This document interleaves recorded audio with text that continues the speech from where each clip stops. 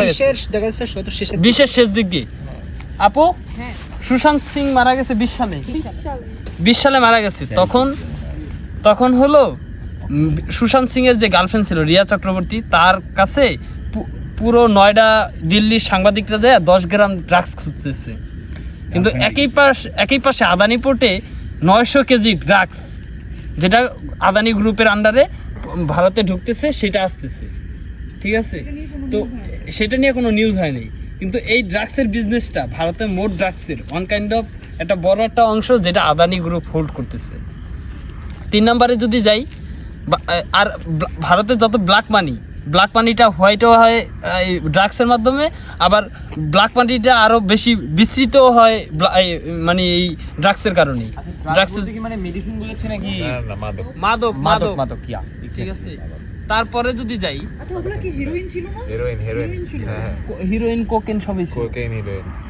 তারপরে যদি যাই এয়ারপোর্ট, 2023 সালে ভারতের 6টা এয়ারপোর্ট সরাসরি আদানি গ্রুপ কিনে নিছে। ঠিক আছে, তো এয়ারপোর্ট ইন্ডাস্ট্রি তো এমনিতেই প্রাইভেটাইজেশন করে ফেলছে। এয়ার ইন্ডিয়া বিক্রি করে দিছে টাটার কাছে, কিন্তু এয়ারপোর্টগুলো বিক্রি করে দিছে আদানির কাছে। ঠিক আছে, তো তারপরে যদি বিজনেসে যাই, সেই বিজনেসটাই যাই রিয়েল এস্টেটে।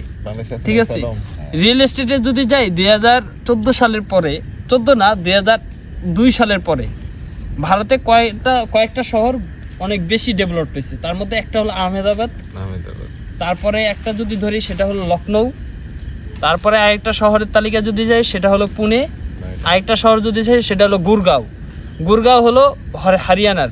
ঠিক আছে, ভারতের অন কাইন্ড অফ সবচেয়ে বড় টেক সিটি। ঠিক আছে, এই প্রত্যেকটা শহরের রিয়েল এস্টেটের 20 থেকে 30% যেটা আদানি গ্রুপ হোল্ড করে।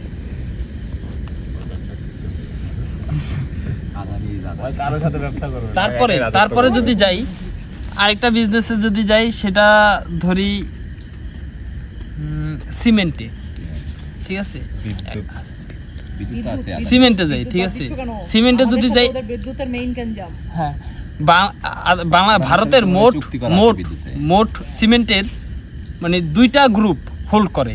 একটা হলো বিড়লা গ্রুপ, যেটার আন্ডারে ভারতের সবচেয়ে বড় সিমেন্ট ইন্ডাস্ট্রি আল্ট্রাটেক এটা তৈরি হয়েছে।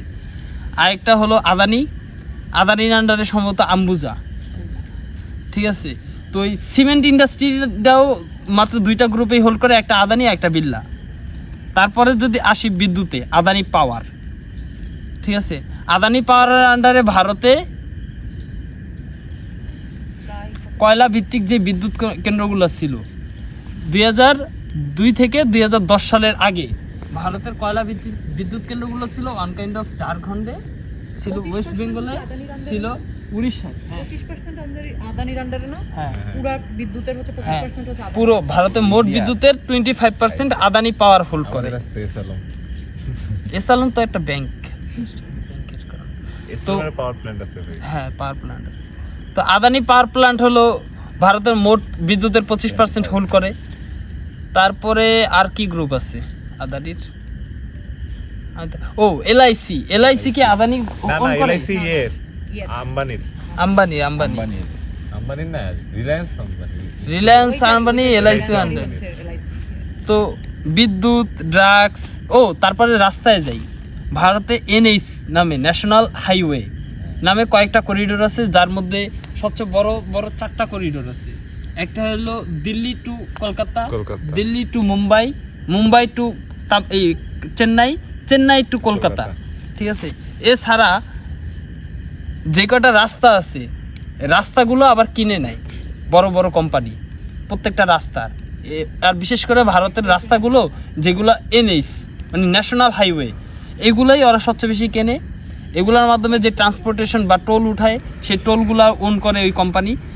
ভারতের মোট ট্রান্সপোর্টেশন মানে হাইওয়ে যে আছে এনএইচ, তো এনএইচের একটা বড় অংশ ওয়ান কাইন্ড অফ 15 থেকে 15% মেবি, আমার সংখ্যাটা ভুলে গেছি।